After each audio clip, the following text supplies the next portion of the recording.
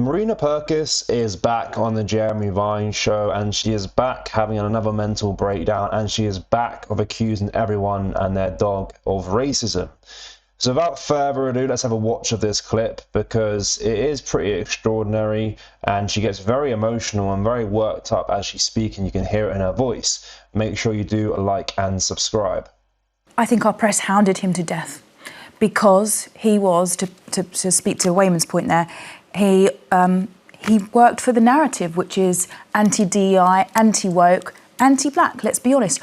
188 articles on this man who is not a public figure over 9 days. That they just ceased to see him as a human. It was a blood sport for them. The Telegraph, the Times, the Spectator. Disgusting. They have blood on their hands for this man. He is a human. They just thought clickbait was more important. The Times even had articles on Jason Arday where they was paid for advertising. And I just want to call out Julia Hartley-Brewer, you disgusting, vile woman, in my opinion, for what you posted on social yesterday, which says, she wrote, "I'm pretty sure Jason Arday's huge book advance would be enough to cover his funeral costs. Give your money to a more deserving cause." What is wrong with you? Not good. What is wrong with you? Bad. What do you think, though, James? Because you've written pieces on it. I mean, yeah, full disclosure, I wrote a piece for The Spectator a couple of weeks ago about the whole saga, which I stand by because what I was attacking specifically, not so much Jason Arday, but was the Metropolitan Police for having a 4-month-long investigation into a journalist from the Times Higher Education Supplement who emailed him for a right of reply.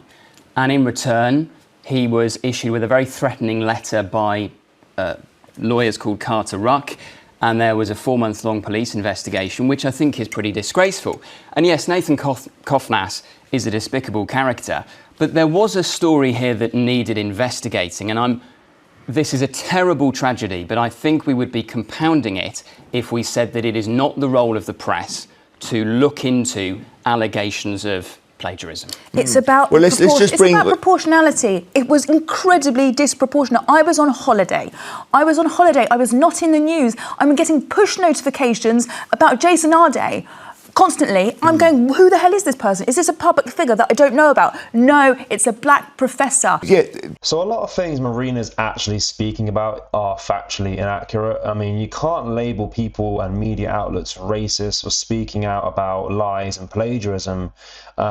Jason was in a very prestigious position at Cambridge. He was a professor, and he got exposed for plagiarism for strange lies. And, when that happens, you do expect media outlets to write about it. Now, of course, what happened afterwards with what happened with Jason is tragic. It's really, really tragic, really sad. And regardless of anyone's political beliefs or, where they stand on the political spectrum, I don't wish that on anyone whatsoever. And it is really sad to see, but we're kind of getting mixed between emotions and facts right now because of what happened. And also, she mentioned at the end there that he wasn't a public figure, he was just a normal black professor. Jason Arday appeared on multiple BBC shows. He was on BBC Question Time, he was on BBC Newsnight and other BBC shows. So to say he's not a public figure is inaccurate again. But it's also interesting to see how the left react when someone that holds similar beliefs to them passes away compared to someone that holds different beliefs than passes away. If we think back to when Anne Widdecombe was murdered, a lot of the reaction that we see on Jeremy Vine on BBC was absolutely horrendous.